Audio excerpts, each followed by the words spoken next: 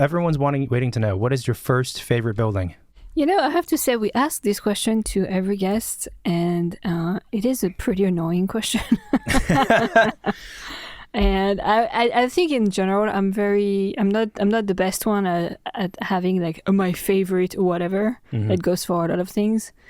So this was not easy to think about, and I will probably be changing my mind tomorrow about which ones are my favorite buildings. Of course. But, you know, to answer the question... you have 3, so what's the first one? Okay, so there is going to be 3 buildings mentioned. They're not necessarily in order. That's okay. Okay, because, again, I don't really play that game usually of playing favorites. Actually, I might still be changing my mind as I'm speaking. Oh, no, this is terrible. It is terrible. It is terrible. Okay, let's do the first one. I would say the first one, and it might not be very surprising or very not interesting, but it might not be like revolutionary. You are really building up the suspense here. I am. So the first one would probably be... Oh my God, get to it already. God. I'm still thinking. Did you prepare for this, or are you winging it? I did, but I'm not sure. I mean, I will hold you to it. They are all buildings that I love. I would expect so. Yes, if they're again, I don't know if they're really my favorite, but they're maybe the 3 that comes to mind. The first one, not an order of preference. This is painful for listeners. This is painful for me. I'm about to tell you. You keep interrupting me. Okay. Oh gosh. So my first one would be probably the Farnsworth House. Oh, that's a good one. Okay, let's Google. Yeah, you can't steal that one. Farnsworth House. Let me turn down the computer volume. Farnsworth House, Mies van der Rohe. Any architects listening know this house, of course, and probably non-architects might know this house. This house is not nearly as well known as Falling Water for sure, but it's in the architecture world. Everyone knows it. All right, so talk me through your reasoning. All right. Here. Well, first of all, I have a sweet spot for anything mid-century, which I think this one would probably fall into. Okay. There is something very poetic when I remember when we went to visit this house, and it might have been also because we kind of like went out of the beaten path to go see it, and it wasn't like, okay, I'm in a big city and I'm gonna go see like one of the top 5 buildings that you should see if you go visit I don't know, Chicago or whatever. Like it was kind of like you had to do a journey to get to the building, which builds up the anticipation, and maybe also it's because I come from France. I come where there is a lot of like tradition, old buildings, history, and all of that stuff, and preservation, and crafts and vernacular and all of those things. And so this is to me like a very modern, very simple. It's kind of like the opposite of maybe like what I grew up and where I'm from. So therefore I'm very drawn to it. It's also super simple, but extremely powerful of a house and extremely smart. So within the landscape, like the house just kind of like floats above the ground. It's only a few steps up. It's nothing fancy. The facade is just glass, a roof, and a few, posts and beams, and that's it. So it's literally kind of like a few. There's like 8 posts. Yeah, it's really like, how can you do a house that with the bare things that you need in some ways and still make it very, very elegant? I do love that it's white and glass because it contrasts with the green landscape around it, but it also doesn't obstruct it, right? Like the lights just go through, and you really have glass just because that's what you need to do to make a house is just close it off from the exteriors. But it's very, very simple. And so that's the kind of like the aesthetic, the exterior, like the design. But I think what fascinates me about this house is the floor plan. Yeah. And again, the optimization of the floor plan, the radicalness of the floor plan, and the simplicity of it. Like it's nothing oversized. There is no partition walls between spaces. It's really like, how can you just position the program and the rooms next to each other without necessarily having a line between them, Right. which I found very fascinating. And even the entry porch, like what is an entry is just a suspended platform that's a certain size in front of a door, and maybe a portion gets covered, and that's how you enter, and that's it. You don't need anything else. So I do really like this house, again, because of the extreme efficiency and rationale behind it, but also the simplicity and the poetic that could come from that. How do you feel about Philip Johnson's glass house? I've never been, so I am not super familiar with that house. I visited the house, and his glass house is part of a bigger property. And on that property, there's like half a dozen different architecture and big art installations. So it's sort of like a big playground for artists and architects in a certain sense. And the trip was great. Being part of a big property like that with all these different things happening is really cool, no doubt. I thought it was okay. I thought it was just everyone thinks this, basically a ripoff or a bad copy of what Mies would have done. And I recall when I was there, and unfortunately we don't have our own pictures for a lot of these things, so people have to Google it, but I felt like some of the details were pretty crappy and they didn't make sense. It Was looked it to done me, after Farnsworth? Oh, it must have been. Right. Philip Johnson glass house date. Built between 1950 and 1995? What does that mean? Well, they completed in 1949. It probably got remodeled or added on later. Oh, interesting. But the Farnsworth House took place about the same time. So it says here the Farnsworth House was built and completed after Philip Johnson's glass house. No. Oh, no. It started in 46. The other one was done in 49. Well, it started... Okay, fine. Well, nevertheless, Philip Johnson was influenced by a bunch of different architects because that's kind of... everyone knows this. And I felt like this house was either a cheap attempt at copying either the Farnsworth or one of other Mies's projects. And I recall it just felt like someone who's an architect hobbyist who didn't actually understand architecture was trying to do their version of something. Oh, really? There were things that just didn't make a whole lot of sense. And it was kind of annoying too, because it is a glass house. It's like the Farnsworth. There's glass on all four sides with some program in the middle, floating in the middle. And you circulate all around with an extreme open floor plan. So therefore, there's not many architectural details to the project. So for it to be not right, it's like, how do you mess that up? And you only have two details to worry about in this house, as opposed to houses these days with the criteria of keeping basically the nature out. Details are way more complex now, and an average house will have, I don't know, dozens of details. Well, it depends on the size and complexity, but dozens of details. How do you mess up having basically 3 details on a project? Yeah. But anyway, so the Farnsworth House, that's an interesting choice. I do really like Mies van der Rohe. I haven't, visited many of his projects. Like the Barcelona Pavilion, I've never been. Oh, that's a good one too. And I would love to. But there is something, I don't know, there is something that's very fascinating about his work, again, in like the simplicity of the element, but the extreme precision of the composition. But don't you sometimes look at his work or this one, the Farnsworth House, and just feel like it's not doing enough, or that it's underwhelming because it's not really doing anything? No.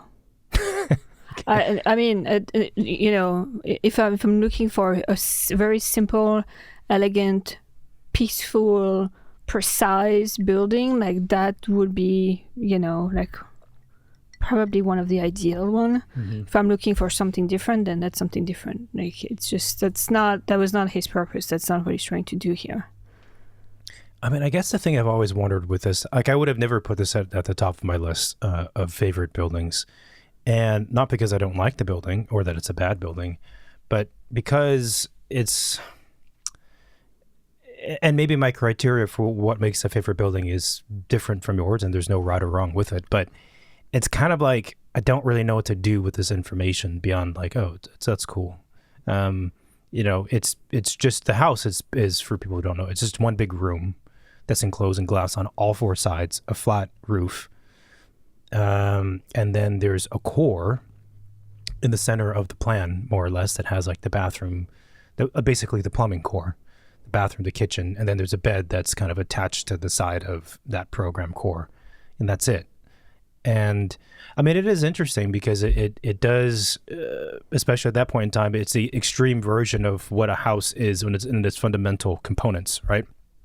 And when you think about it, now we're so used to, well, even before this house and after this house and all throughout time in modern history, we think of houses as having, 6 or 10 different discrete separate rooms for different activities, and they have to be enclosed. And pre-modernism, those rooms were very, very enclosed. You had like a formal dining space. Yeah. The kitchen was super separate. Everything was separated. And then the open floor plan, quote, concept came around, and that changed a lot of things. And this is like the extreme example of that. And when you do think about a house, right, well, what are the actual core elements that have to be integrated into the house in order for it to be a modern house? Well, it's plumbing and electricity, and that's kind of it, right? Now, in this information age, there's a lot more that comes with electronics, but fundamentally, you just need plumbing, right? You need water to come into the house and water and waste to go out of the house, and you need electricity to be able to plug in to however many places you need to plug into, which is basically just an outlet. And therefore and then the rest of it, right? The plumbing therefore comes with a bunch of fixed elements like sinks that have to be next to the plumbing pipes, like toilets, like showers, dishwashers, perhaps. That's about it for the plumbing, right? And so it is interesting. Like, what happens if you take all that stuff and you just compact it, you put it in one spot, and then the rest of what makes a space, one could argue that it's not so much the four walls that makes a bedroom as much as it is the bed. And what makes a dining room is not so much the four walls around the dining room as much as it is the furniture, the dining room, the dining table, and the chairs. And that's basically what this project is. It's basically the bare bones. Like, it's all you need.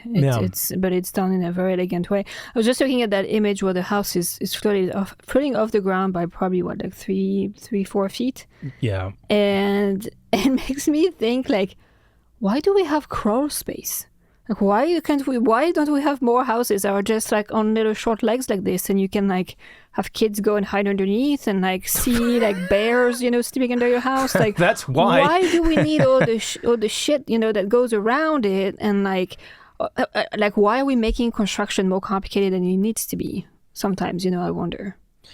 I think you brought up the reason, though. You don't want bears and kids going under there. But so what? Yeah, I'm not never going to be under there. Like, the bear can go and sleep there at night. I don't care. I'm above in my bed in my duvet. Like, you know, like. I mean, the other thing too is this house is raised by quite a bit, so there is proper space underneath. Most houses, their crawl spaces are not that big. So if you were to remove that part of the foundation that sticks above grade, it wouldn't be. It'd be a zone for basically raccoons to crawl under and die under. It's not raised enough most houses to do what you're describing. Well, but yeah, I understand. Yeah, I understand. The other thing too with this house too is, it has to be mentioned because I think for non-architects, and I was talking to a real estate agent not long ago, and he was like, why isn't there more mid-century style developments happening in Los Angeles, for example? Like, these houses are so cool. A lot of people in California love them, the Eichler-esque or anything mid-century. Why are there not more spec houses that are like that?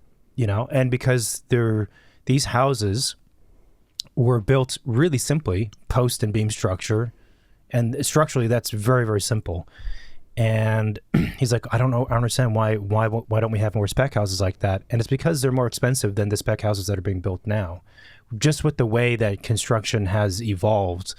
And the other thing too, with a lot of the mid-century houses and the Farnsworth House, is that they do not meet today's criteria for code. I mean, this amount of glass would be considered very expensive if you were to do it today. You'd have double, or this is in Chicago, so not in Illinois, so you'd have at least double.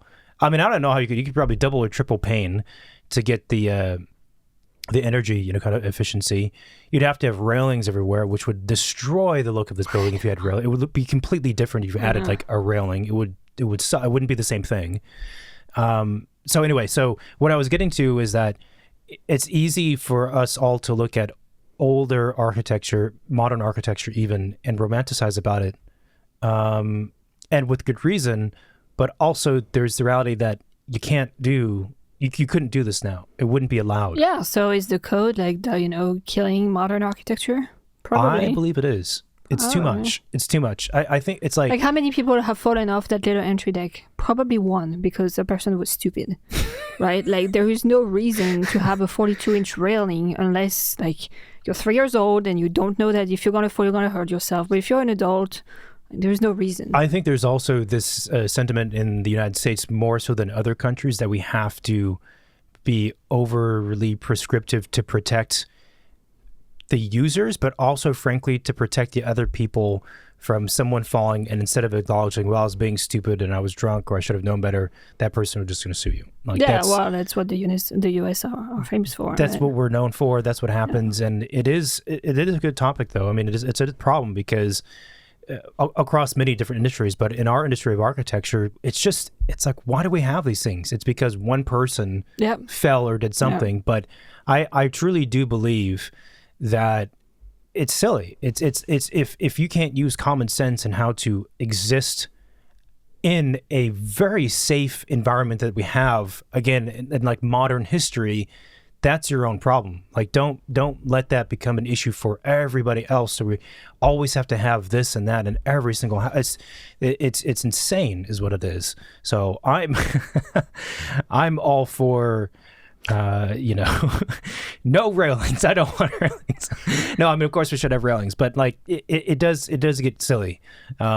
Even this reminds me, there was a code change fairly recently where not long ago, when kitchen islands started to become a much more prevalent thing in the past, 20, 30 years or whatever it was, well, people were using kitchen islands, and they found kitchen islands were great because they're an entertaining space. You can put out chips and dip. You can make food while people are standing across in the kitchen, and the kitchen became an entertaining space.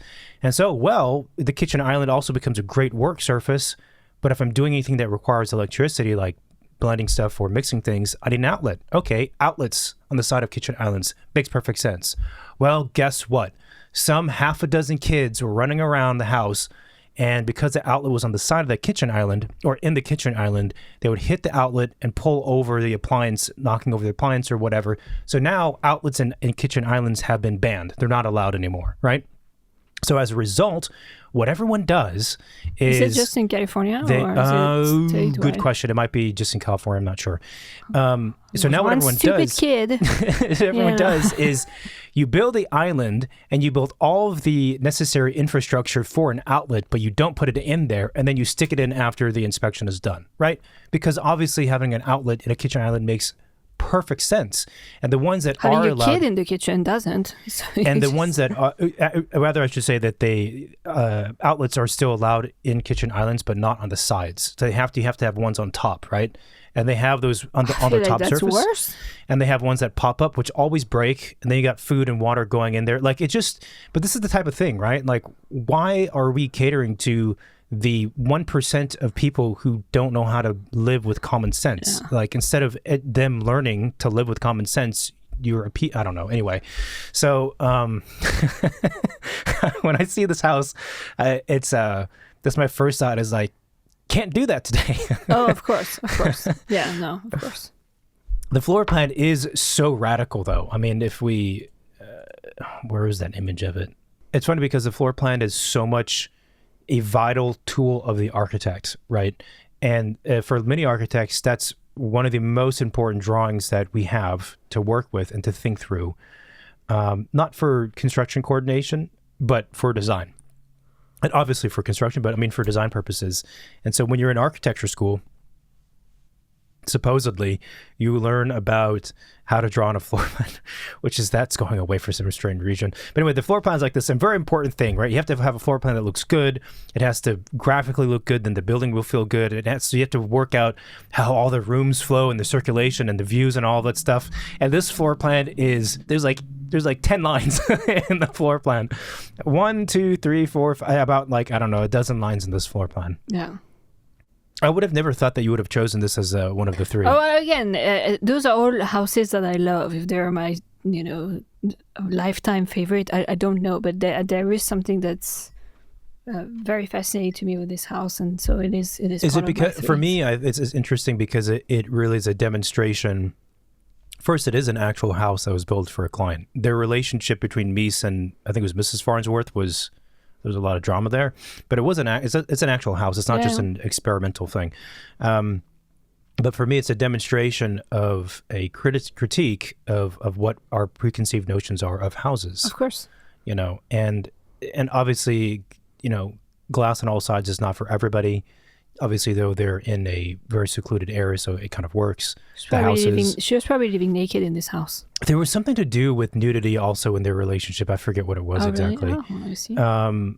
It's an odd thing that some clients, some people are willing to just let go of preconceptions. Oh, it's very radical. It's crazy that a client would hire an architect and agree to live in a house that's like that, And it's almost like, well, not who came up with the idea, but like, who was pushing who?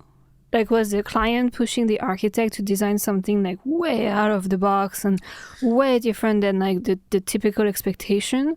Or was the architect seeing that client could be the type to live in a house that is completely radically different from the typical house? Yeah, again, there's a lot of story with that relationship between the two of them. I just don't remember what it was. It's also, I don't know. The other thing too is that this house actually doesn't even could be not a house. In what regard? Well, this house is a house because of the furniture that are put in them. But if you remove the furniture, you just populate it with desks. Yeah. Or you populate it with music instruments. Mm-hmm. Or you have, easels and tables and tools. It becomes a complete different space. Well, I think that's also part of what a lot of Mies van der Rohe was doing with his work was, in a certain sense, the space for him was sort of universal, blank, open space. Mm-hmm. The space itself doesn't have any inherent characteristics or program. It's just space. And so therefore, I think a lot of his efforts really went toward the architecture, meaning the physical stuff and the details and the simplicity and the complexity and simplicity of how those details and how there's this phrase like no one turns a corner like Mies, because he studied how the corners of buildings, like as a study, as a thing to investigate, as a thing to spend time on, is just a corner of buildings, or how a column or a post meets a roof, and just looking at that thing. He has decoration in his buildings for sure. Like the Seagram building has, I believe, they're vertical like I-beams that are basically glued to the facade. But anyway, so it's an interesting point that this structure could be used for anything, because it's not. It's just a canvas. It's just a blank canvas, a platform, which is very interesting, which is even more minimal in the way you think about a house. You think about a house, you think about a building. It was not designed, it seems like, necessarily on the premises that this has to be used as a house. Possibly. I mean, I think that also goes back to the question of what makes architecture. It's presumably that we have to enclose space to keep the elements out, so we're protected from the rain and the cold. And I mean, single pane glazing doesn't really protect you from the cold, but we're enveloped and we're protected. Okay, you do that, and then the function basically, just aside from the core, just comes from the furniture. So I think that's also why I find it so strange when people want to divorce furniture and interior program from the architecture. I'm like, well, that's that's not really that idea that these are separate things and they're different professions and whatever is a very narrow-minded view of what it means to have architecture as a human species that's based on one's vision of the last 10 or 15 years of time. Like, I think this is going to sound probably arrogant, but I think that's also like one of the differences when I talk to, as we do, talk to a lot of different people, a lot of architects, a lot of architectural educators and historians and practicing architects of all different kinds. And then a lot of non-architects, obviously. And that's like one of the biggest differences when I'm talking to these two groups, architects and non-architects, that I see and I feel is architects think about their work in this like this historic lens. Yeah. Not that they were all claiming to be a Mies van der Rohe, but we understand the work from this very primitive, basic standpoint of we create shelter, and then there's a bunch of other layers on top of that. Whereas I think people who were not educated in architecture or don't practice it, they don't see those layers. It's all kind of like mashed up to being the same, but it's not. Like this is as much architecture as it is anything else, and it is as much interiors as it is anything else. It's just not what everyone perceives as being these things based on, again, their 15-year span where they exist now, and they happen to be existing in the years 2020 or so. That's not really how, but that's not architecture. I know. Yeah. This is a good one. I'm enjoying this. Okay, hit me with your second favorite building. So the second one, I honestly, it's probably more about the architect's work than one of his specific building. So the second one might be actually, two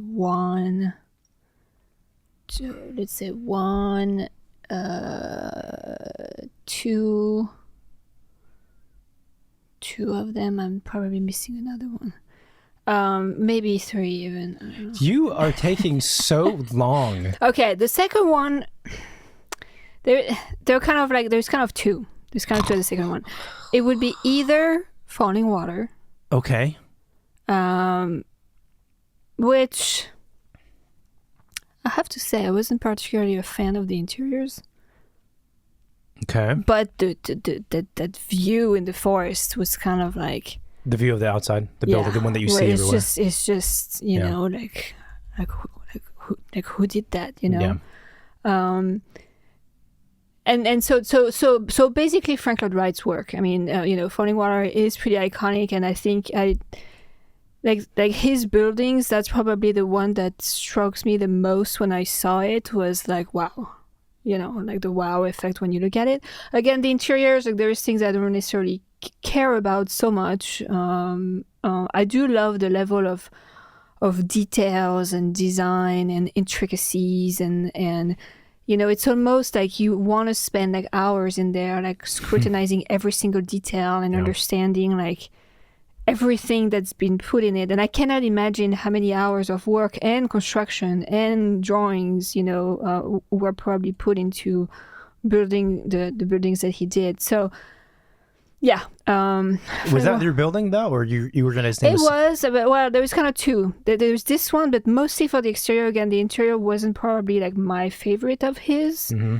The second contender to the second favorite building would be the Johnson Wax building. Yeah, nice. So still Frank Lloyd Wright, just completely different approach. And actually, the Johnson Wax would be for the interiors. Yeah. More than the exterior. So yeah. If we could put Johnson Wax inside Falling Water, then that would be my favorite. Okay. There was something kind of magical when we got the tour of this building, and the Johnson Wax building. Yeah, and I think we might have mentioned that before, like how we got to see it. Yeah, it was a while ago. You tell the quick story. Yeah. So I think it was it the same trip we saw Farnsworth? Yes. It might have been, right? Yes. I remember because I was out of the office for a family emergency. Yeah. Okay. So I think we ended up like last minute. We had missed the architecture. Was it the architecture biennale that happens in Chicago or something? There was like a architecture event tour over the weekend, and we just had found out. We happened to be in Chicago and kind of like missed it. And Johnson Wax building was on the list of buildings to tour during one of those events. So we ended up last minute, seeing that we could do the tour on Sundays or something, rented a car, drove over to Wisconsin just to go see that building. Mm-hmm. And we got to the gate and the gate was closed and there was no one around. And that just doesn't look like good news, right? You're like, I think we messed up here. Yeah. Speak to the guard. We're trying to explain, there is a tour. We're here for the tour. And the guy's like, there's no tour. There's no one here. Yeah.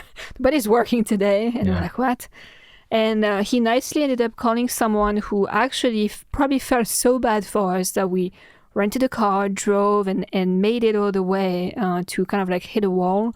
That person gave us a very quick tour of the building. So it was like the main office administration building, and I think it was the lab building, that the skinny tower, which was really cool. So we didn't really get to like spend a whole lot of time there, but it was enough time that I remember when he opened the door of the... It was a she. Or she opened the door of the administration buildings and seeing like those, mushroom columns and the light hitting it, and like they're the lily pads. Well, whatever. They're referred to as lily pads, I think. Sure, lily pads if you want. It was just magical. Like Yeah. the way the light was in that space. It like, sometimes you go into church and even if you're not religious, like you kind of get that feeling of wowness and kind of like admirative silence of the space. It kind of felt that way, but I'm like, this is an office building. So it was kind of weird to get this similar feeling in a space that's just meant to be a space where you work. Yeah. So there was something pretty magical. The furniture was still, like the original or replicas of the original, Mm-hmm. Which was pretty cool. Like it just felt like you traveled in time in some ways. It almost felt like a Wes Anderson set, The colors, like the hues, colors, the lights, the aesthetic of that time. If he hasn't done a movie inside the building, that's a great pairing, though. Yeah, Johnson Wax building plus Wes Anderson would be a lot of fun. that would be that's almost too perfect actually. So I think that would be my second favorite too. It was definitely one of the structures where you enter it and there's that wow moment. Mm-hmm. You can't not have a wow moment. And what I think I like about this building, and a lot of Frank Lloyd Wright's work, but this building is a good example of it, is that he was really pushing the boundaries. He wanted to do this office, create this office structure, and he wanted to have these very slender columns that would come down to a very small point. And the engineers, the construction team, and the client, like no one believed that could be done. Mm-hmm. And they're like, "You're crazy. You're an arrogant, crazy person," which he was, both of those things. And it's not going to work. It's not going to work. So they actually did a mock-up of one of the columns, and it held something like 10 times its weight that was needed to before it buckled. And by today's standards, when I see the columns, I'm like, I don't see why this is an issue. You have a shit ton of columns, but maybe it was different back then. I'm not sure. Also, it's just a roof load. It's not a live load. I mean, it's not a floor above it. But there, I like his work so much for so many reasons. But one of them is that there is a really strong sense of experimentation in a lot of his projects, and the experimentation takes place in actual buildings, which has to do with Frank Lloyd Wright. It also has to do with the times and the clients and many other factors, but it takes place in the building. So I think the ceiling or the roof of the structure is made of like glass tubes or something, and it's not waterproofed correctly, so water would leak. That's a very kind of famous story that even the owner or the CEO or president of the company would keep a trash bin next to his desk so it could catch water as it would fall from the roof. The lab tower, which sits more or less on just one giant column in the middle, which doesn't make any sense at all. Its facade is also made of, I think, Pyrex tubes, which I don't know if conceptually or a narrative was and meant to tie into the lab nature of the laboratory. I imagine it would, but it also, it doesn't make sense as a facade in terms of like building performance at all. I assume they caulked or silicone like the gaps between them to try and make it weather tight, which doesn't work. So, but there is just experimentation, and therefore, like, you get the sense that in a lot of his work, there are definitely moments in his work where it's perfect. Like you can't touch it. It's somehow the gods came down and they allowed him to create the perfect thing in certain moments, like falling water from the outside. It's don't touch that. Don't touch that. Don't tweak it. If you're in an office, you're designing it and you're working on it and you did that and a partner came by, don't do anything more. Don't add another piece. Don't raise it by an inch. Don't just leave it alone. And his work has a lot of those qualities in throughout. But the work also throughout all of his projects has this edge to it because he's trying things that don't quite work for construction reasons or sometimes design reasons. They're a little bit sloppy. The relationship between two different components, just kind of a weird relationship filled with friction, but it's okay. And what I like about that is it reminds me of in music, you can play a piece that's perfect. You're hitting every note perfect. You're in tune. You're dead center in the note. You're in sync with the metronome. It's all perfect. But the music that has a little bit of edge to it, where things get a little bit out of control, because someone's trying something. You can tell the guitars, whoever, they're trying something. That's really what we should be doing. And Frank Lloyd Wright's work and a lot of other architects, but his work, that's what resonates. That's what's exciting to me. It's like he's trying something. Well, I think that's also what made him not famous, but well known. Yeah. Like if you just do basic stuff and that what's expected, like nobody's gonna care. You're not pushing anything anywhere. Yeah.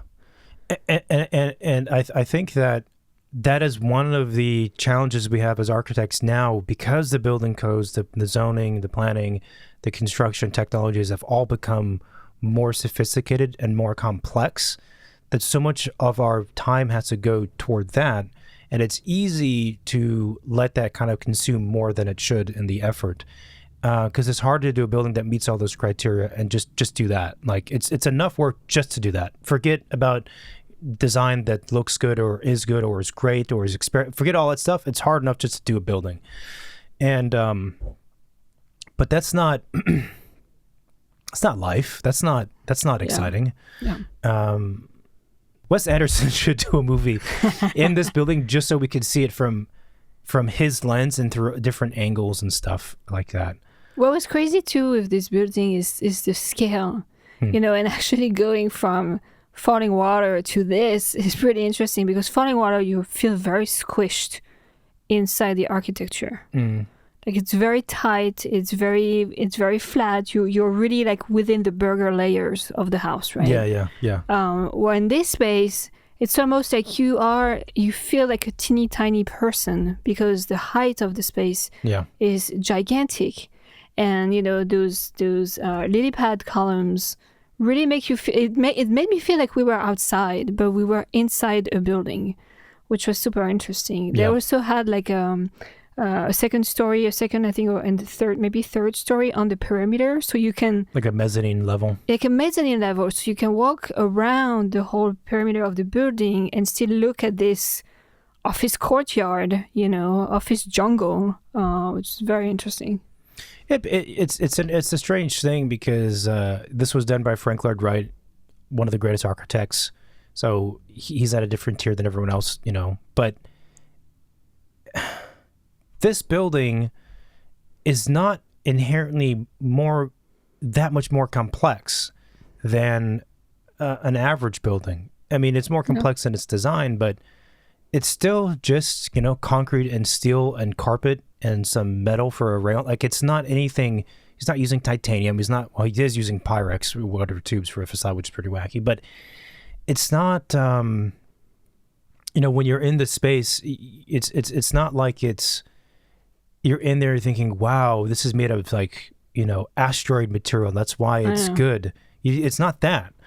And it makes me think again, why don't we have more buildings that are just better?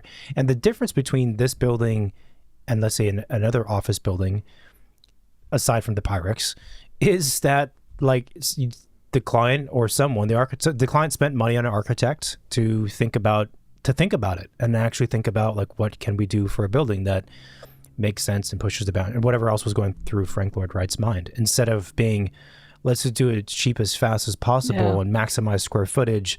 And I need to prioritize market resale value. And, I need to make sure I have this many outlets. Having X number of outlets and X number of desks, of course, that's part of the program. But I think the value system has changed, since. I think people back then valued things very differently than we value things now. And I think that ultimately impacts, our profession, for example. Yeah, I'm sure there's always people at that point in time, too, who prioritize the things I mentioned. But it just... It's weird, right? Because the physical stuff and the amount of space that the building occupies is not necessarily more. So, what gives here? Why not do stuff like this more often? I don't mean copying the lily pads, but why not do buildings like this more often? And I think also, this reminds me that it doesn't necessarily take a whole lot more construction budget to do a good building. That's not the case. I think the challenge is that...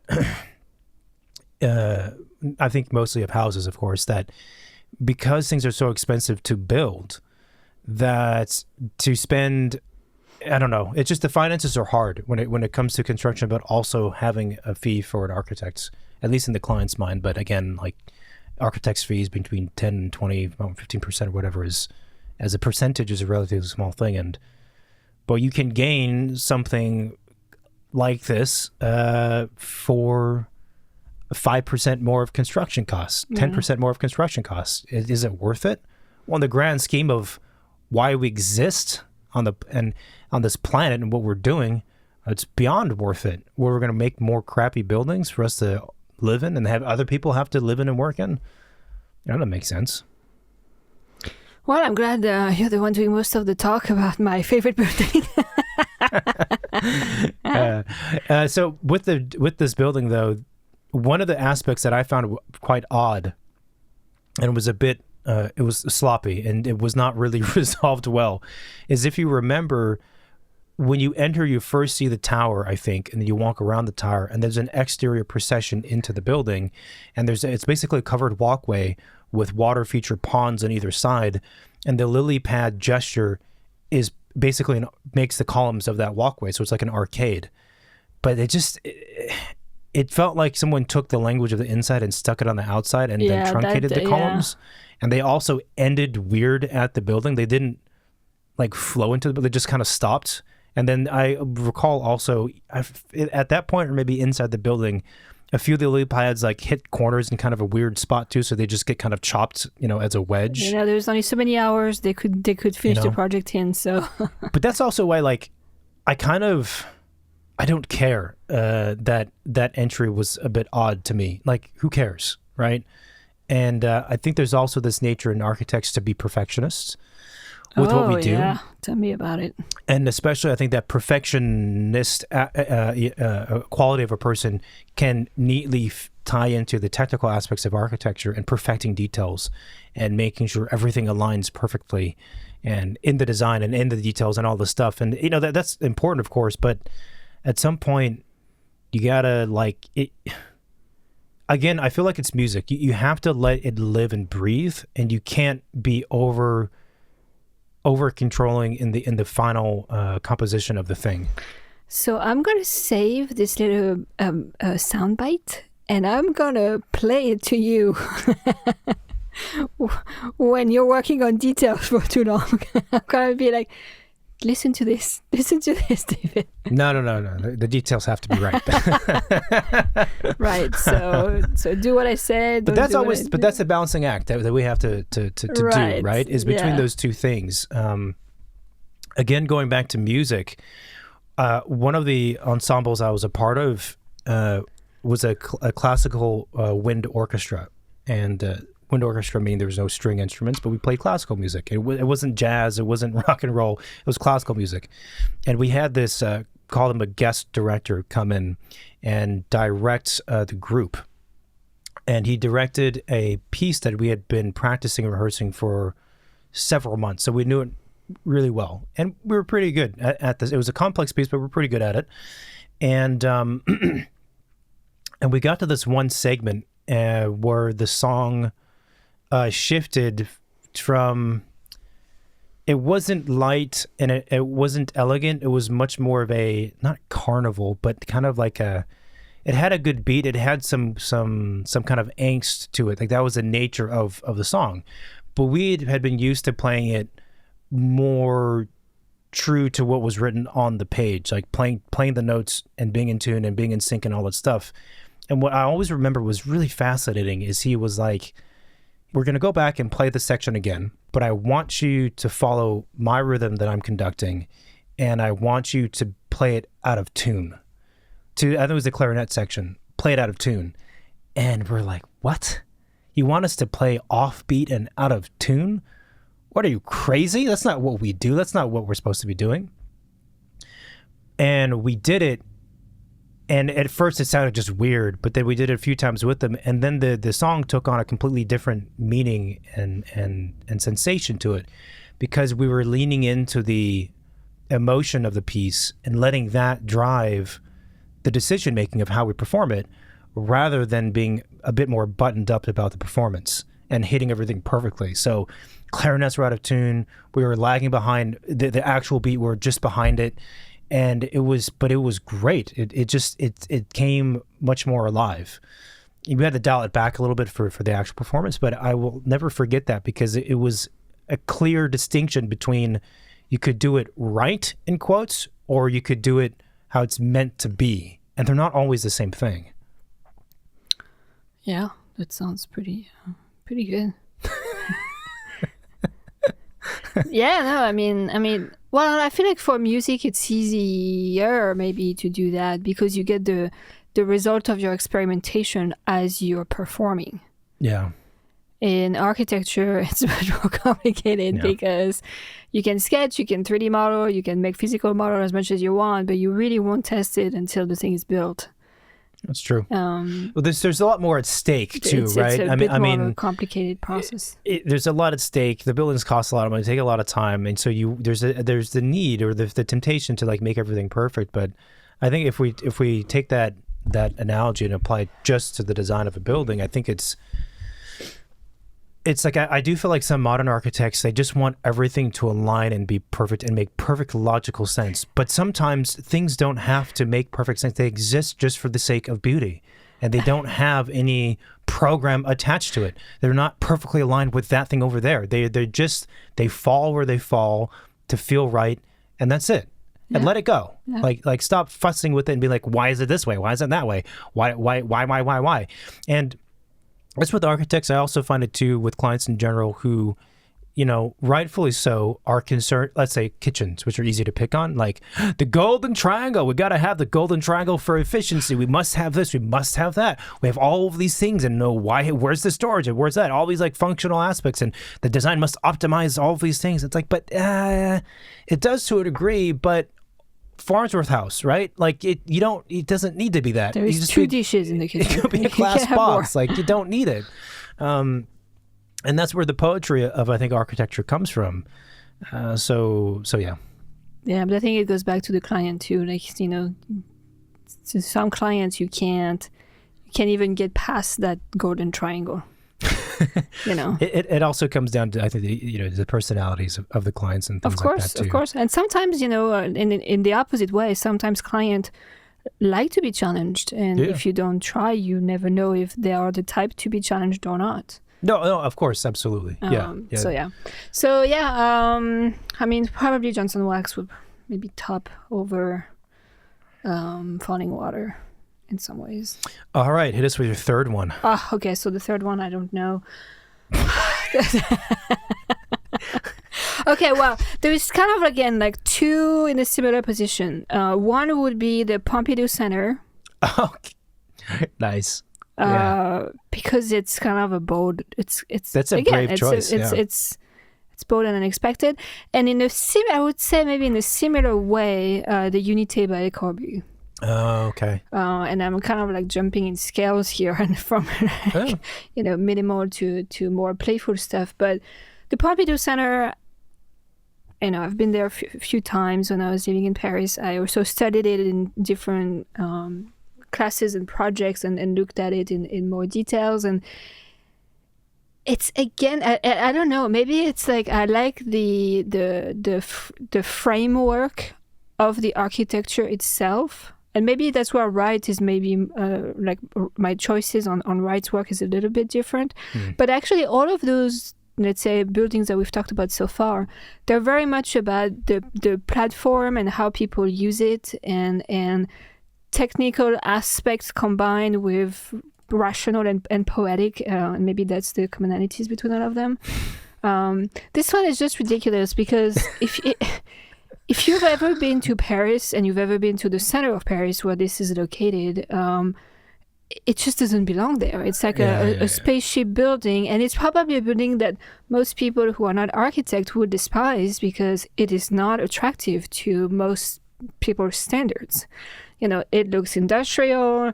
It looks like there is a bunch of mechanical stuff coming up on the facade. The colors are kind of aggressive. It's also it looks like a giant scaffolding. It's also a big block. Like the it's scale basically does one not big make cube. sense. The scale does not make sense. And on the other side of the street, you have those beautiful Haussmannian, Parisian buildings with decors and scales and little windows and sensibilities, and this is just completely ignoring everything that's around, which is kind of like why I like the building. That's a bold choice to say this as your third one. I'm glad you did, because this crossed my mind when I was thinking of a selection, and I didn't choose it. But you did, so it kind of relieves me. I like because it's a provocation, and it's and in a way it makes complete sense in this case because it is a museum of modern art. So it's almost like, what would you expect a museum of modern art to do as a building? And you would expect it to make a statement and provoke people in the place where it takes place, and that's exactly what they're doing. And again, they're not really like, bringing on a bunch of decoration or like pieces of design just for the sake of being like flashy or cool. Like, they're using integral part of the system and the puzzle. And they're just, again, like I think it's been written about it, like they're kind of like exposing the guts of the building on the facade, and that's what makes the facade. There are, for sure, though, plenty of the, quote, guts on the exterior that are there just for visual presence. Yeah, of course. Unless they were trying to power, like, all of Paris with this thing, or vent all of Paris. A lot of it's just there for aesthetics. So yeah, I think this building is brilliant. And I think the inside too is exactly what it needs to be. It's hyper flexibility for museum space, which is what you want in a museum. And it's what's interesting about your three choices. So we had, what was the first one? The Farnsworth House, Johnson Wax building. So I said Johnson Wax. I mean, flowing water it's really just that view that I cherish. That's fair. Yeah. That is actually, on that, it's weird because when you have buildings that are so famous that the general public knows falling water, which is phenomenal, right? The idea that if you say falling water to the almost average American, they're probably going to know. Or if you show them the photo, they would be like, I know that, which is crazy. And for a house in particular, like it's crazy. It's not a big tower in the middle of it's not the Eiffel Tower. It's a house. But when something like that exists and it becomes that famous, and then architects also study it and realize its value. So it's not just a pulp culture like, oh, it's the latest scandal between, I don't know, Britney Spears and whatever. That's why they're all known. It's not that. Like, it's also actually legitimately a brilliant piece of architecture. Yeah. When you have that, it distorts reality about this thing. And that's always my concern when I go see projects that are well known or I've studied them, is what are my preconceptions because I've studied them when I come to the thing.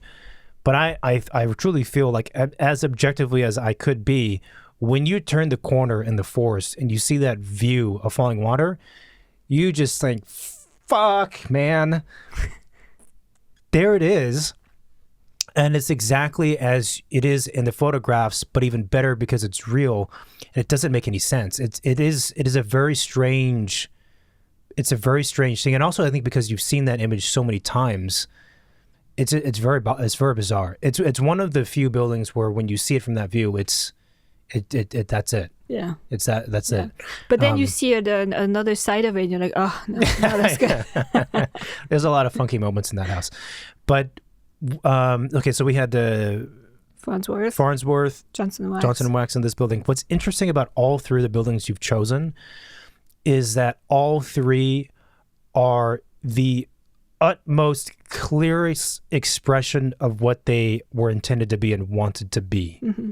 So the idea behind the project is exactly what the project is, and there's no messing about.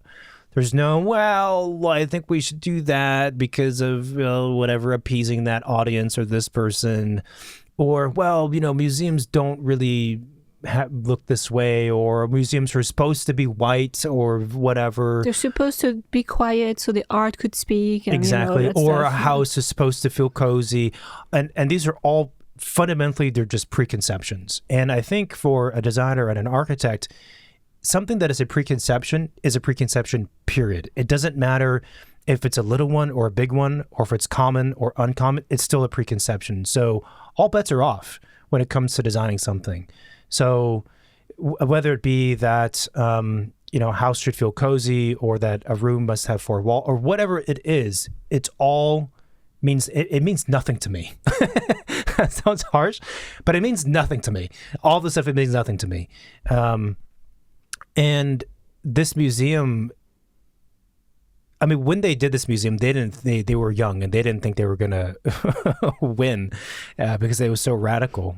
But it's exactly what it needs to be, and it was when it was intended to be. It's a miracle the project got built. Yeah, no, and I mean, if you look at pictures, just seeing all the bits and parts of it, again, it's like... It must cost a fortune. It does cost a fortune to maintain this thing every year. Like, how much of their budget goes to probably maintenance? Not super well maintained. but even construction-wise, like, there is a lot of parts, even the structural system, again, like, was an invention. Like, they invented the system of, piers and cross-bracing? Trusses. That specific detail on the edges that cantilevers out, and that, this connection and all of that was invented for that building. Yeah. And there's a lot of work that's been put in that, which is... Yeah, I mean, Richard Rogers, you can see a lot of his work has similarities when he was alive, and his offices still exist. And, I mean, it's also a really great example of when architects have the freedom and time and the fee to spend time inventing new details and thinking and interrogating details you can produce. I mean, Sugar Abond, it's a great example, but with wood generally. I mean, this building doesn't exist unless someone spends time on the details. Yeah, and this building doesn't exist if a client, is letting the architect dream a little bit the way they want to dream about it. There should be a documentary or something that studies the relationships between architects and clients, because the two go hand in hand. They're like not two peas in a pod. They're like best friends. If you don't have your best friend or your sister with you, you don't function as an architect. You need that other person.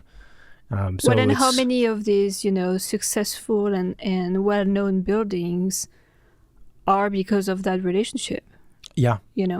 It comes from the talent of the architect, but it also comes from the client trusting that talent or pushing that talent and believing in it, and that's a huge part of making it happen. It would also be interesting to see how many of the great modern works of architecture were produced and that relationship was crap and the client was not happy with how it turned out and the budget went over. Oh, all of them, probably. Because, and I'm not saying that we should ever aim to do that. Of course not. But I think that it does sort of point to that for some architects, their radical vision is just too much for obviously most people and too much for even radical clients.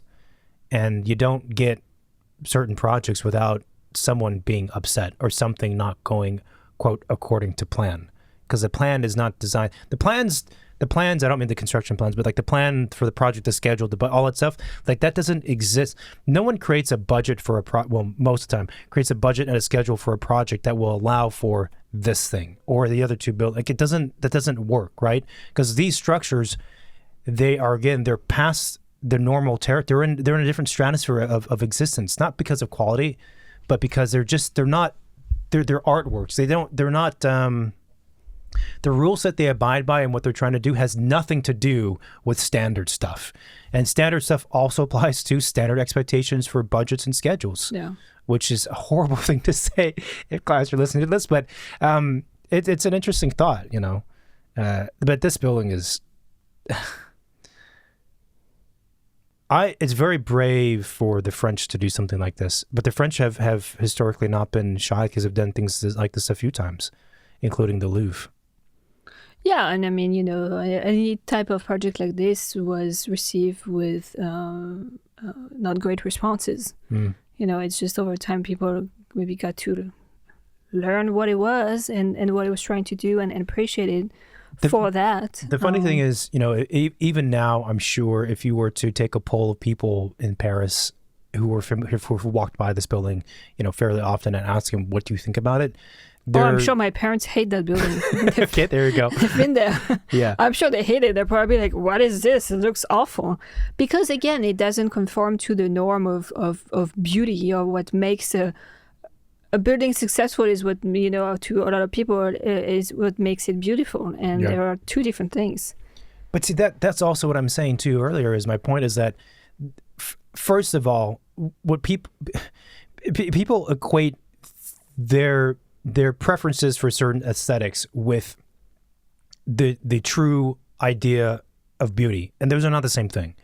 Because you like something which is based on, again, your point in time of existence of around 30 years of adult life or whatever, that does not mean that you are an expert in being able to say something's beautiful or not beautiful. I reject that wholly.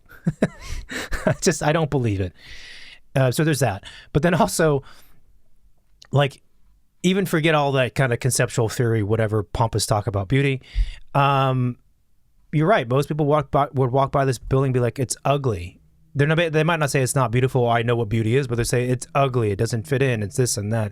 They're right. It doesn't fit in, but it's the criteria for critiquing an architecture from the layman's perspective is not adequate enough to actually have it be valid.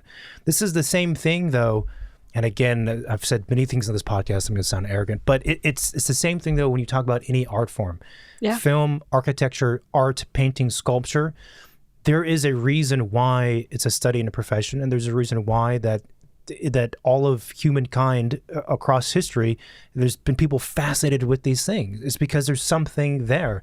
It's not always explainable as easily as other things, as 2 + 2 is 4. I can tell, that's right there in front of me.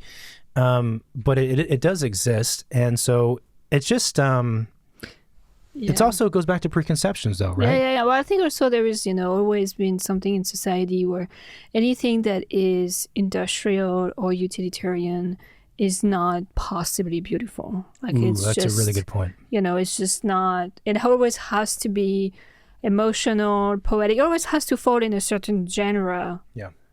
To therefore be possibly beautiful, and if it's out of that genre, there's no chance.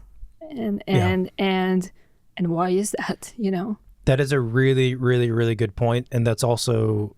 And I think that's what makes us different, architects from maybe the general public, is that we have the understanding that beauty could happen in multiple genres. And when you are dealing with clients, oftentimes they are victims of those preconceptions. Sure. And they are limited in the genre that they can see beauty in. Right. Right. Yeah. And look, of course, an office or a museum is a very different thing from a house. If it's a house, someone has to live in the thing and be there every day for the next 30 years. So no one's trying, and if it's their primary house, no one, including us, is trying to force on them this like alternate definition of beauty. They're like, yeah, but I don't want to live in what looks like a big rock. Like, if you don't want that, then you don't want that. It's fine. But as a whole, when we talk about critiquing architecture and understanding architecture and what makes it valid, it has very little to do with what you were describing. the idea of genre is an idea that it needs to conform to something, needs to conform to one of these genres in order for it to be beautiful, or conform to a certain palette or certain whatever it is for it to be beautiful. It made me think back to museums, right? When you think about a museum, you think white. That's the first thing you think of is white and cleanliness and whatever else. And if it's a modern museum of art, then maybe it's what has some angles to it. Ooh, angles makes it more edgy and modern. That's a complete rejection and not caring at all about these ideas of what a museum should be. And that's why it's great, and that's why it's brilliant. That's why it's amazing it got built. I also like your point, though, that industrial elements are typically thought of as being aesthetically undesirable, but also just distasteful, ugly things in their inherent nature and their spirit, which I also don't believe is a valid preconception. It's false. And we've gone over the hour, so I'll kind of, my last point and thought with this is that this even extends to how we perceive places and people and structures at the city scale, right? We do not like seeing waste facility plants. We do not like seeing again anything industrial, water treatment plants. No, we can't have them near the city center. We can't have it near this neighborhood because this is a bougie neighborhood. I'm actually thinking back to New York City. There's a long history of a wastewater treatment plant on the west side that was debated between where it should go. It was to be located in the Upper West Side, and then it got kicked around to like 6 different locations because politically it didn't look good to have a wastewater treatment facility in certain neighborhoods. So where they punted to? Harlem. Why? Well, you can guess why it got punted to Harlem, because no one cared about Harlem, because it was where the poor black community was, and it was more acceptable to stick it there rather than in the rich, wealthy white areas, which is messed up. Fundamentally, it's also messed up because I think it's based on a disbelief, a false belief about what wastewater treatment facility plants are doing.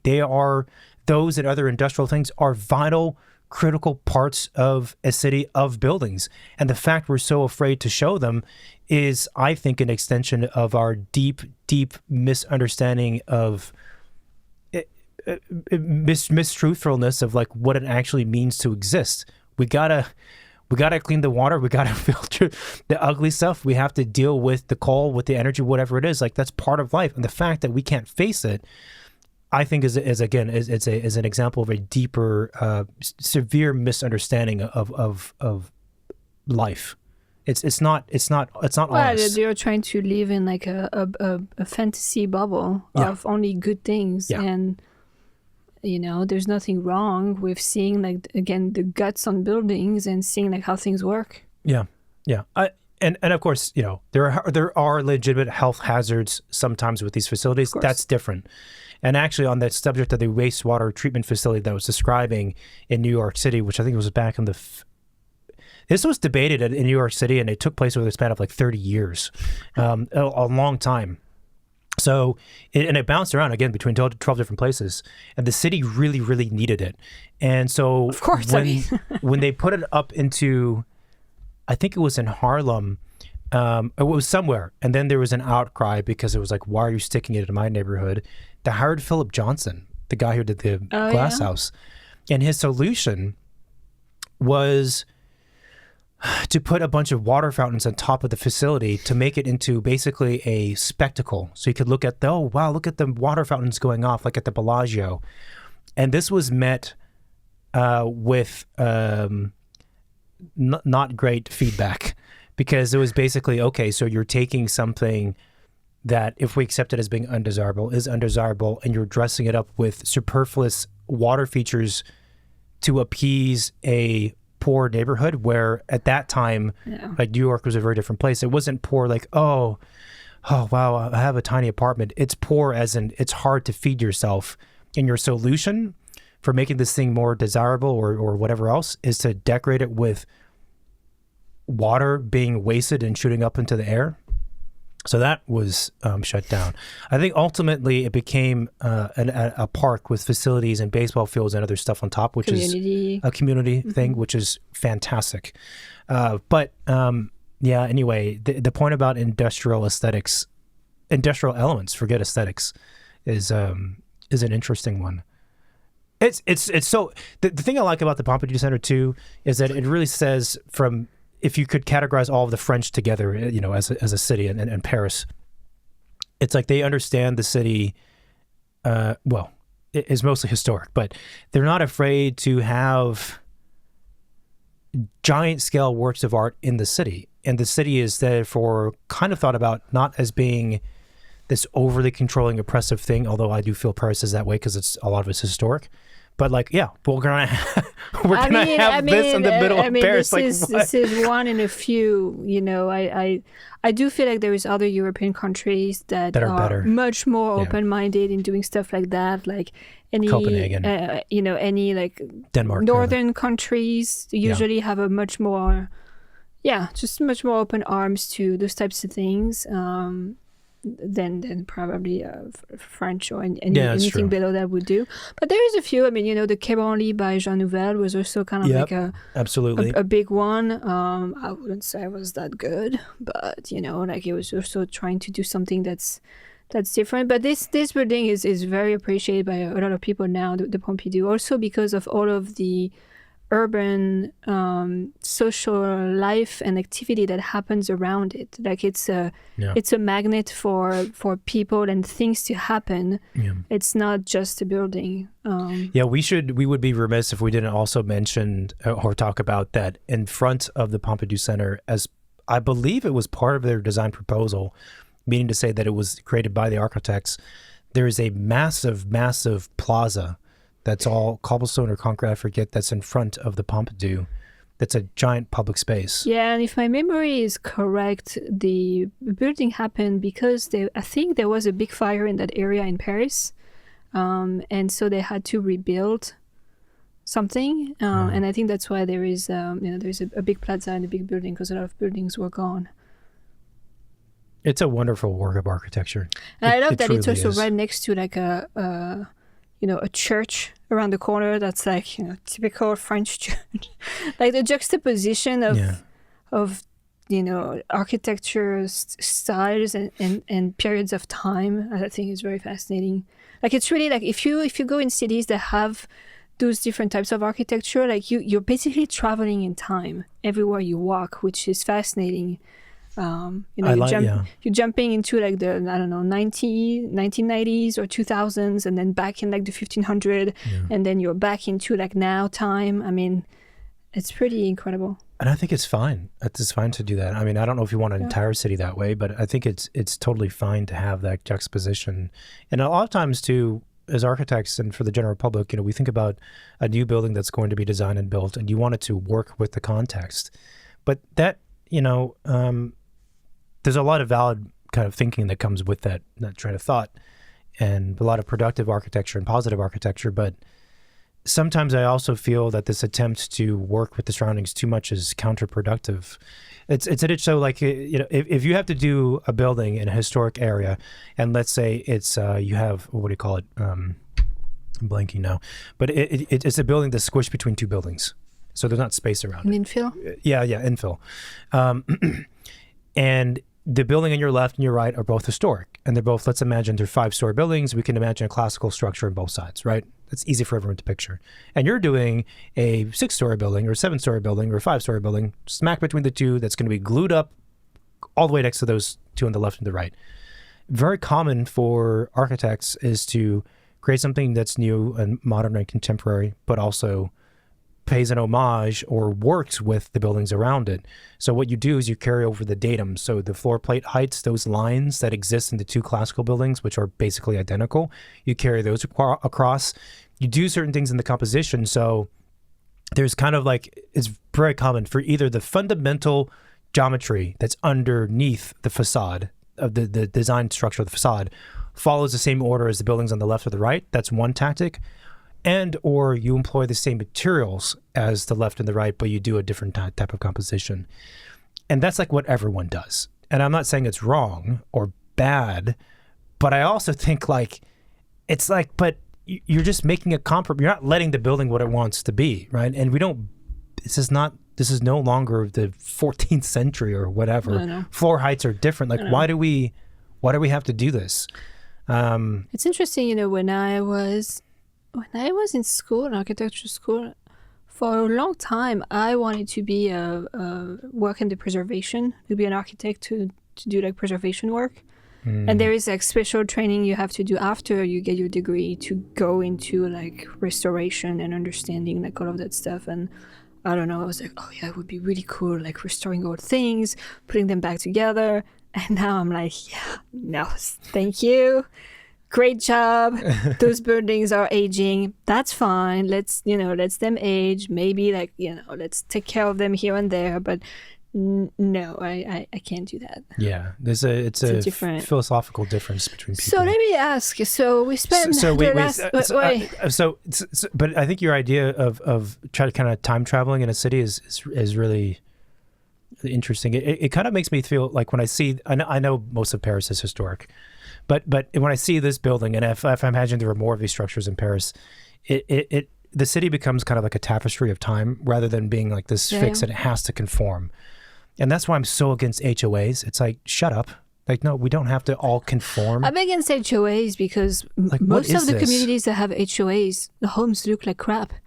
That's true too. That's true too. Why are we not trying to do better here? That's true too. You have a homeowners association to dictate how things look, but all your houses are crappy and the people in charge of the HOA know nothing about design, aesthetics, or architecture. So really, you've just created a cult of crappiness. I mean, why do we have to adhere to this? If you're in a neighborhood of Farnsworth houses or Falling Waters or Eichlers and you have an HOA, like, respect. Fine. I get it. You're trying to keep something intact here that has value.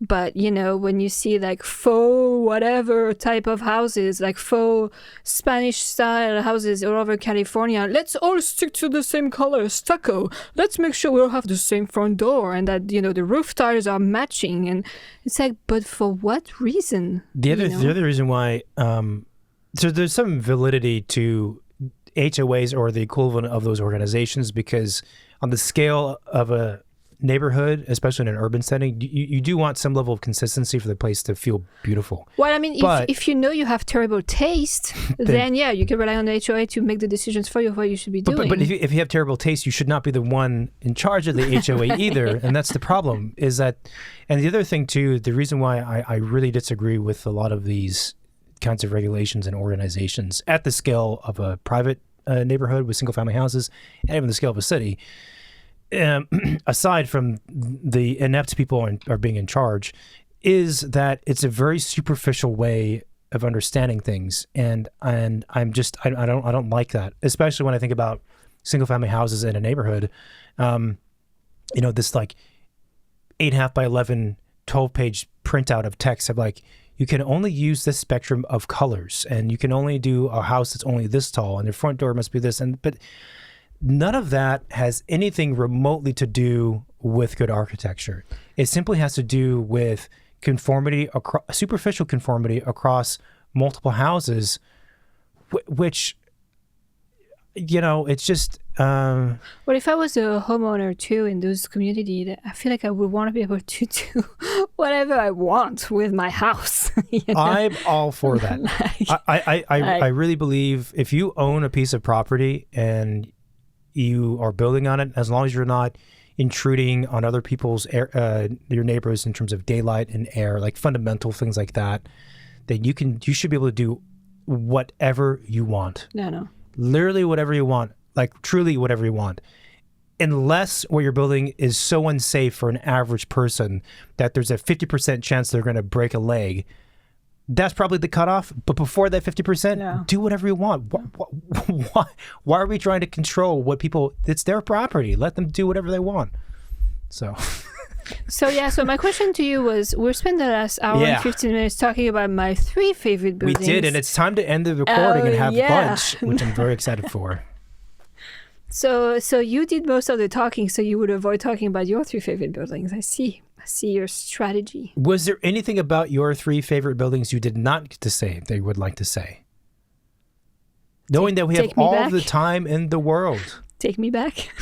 Take you back to the 3 buildings. To the 3 buildings. No, actually, I would love to see those buildings. Well, except the Pompidou, because I've seen it plenty. But I would love to go back there. Yeah. But I would love to see falling water during the winter. Yeah. And same for Farnsworth. Yeah. There is something about, especially when you are building in climate zones that have strong seasons, that just really changes what the architecture looks like or feels like.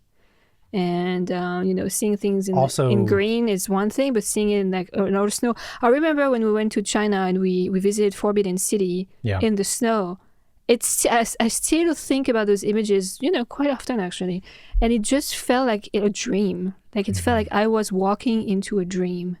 The place did not feel real. There is kind of like, there is the quietness that the snow has, just because it just deadens everything. But and the light and I don't know, it's mesmerizing. So I would love to see this building in the snow. Also, if you visit a place during the winter, it's less busy. That's the problem with some of these structures, like falling water. It was so crowded when we visited that it was really hard to get a sense of the space. But actually, the energy in the space was just chaos because there's so many people going here and there. It was just hard to even understand anything. Yeah. You're just trying to get around without bumping into people. I mean, I had visited Tiananmen Square, and then is it the Imperial Palace? I don't know. What the big structure that's right adjacent to it, the one that you were talking about, Forbidden City, right? During the summer, as well. Completely different, completely different. And I don't know. I'm torn because the nice thing about summer or when it's not snowing is you can see everything.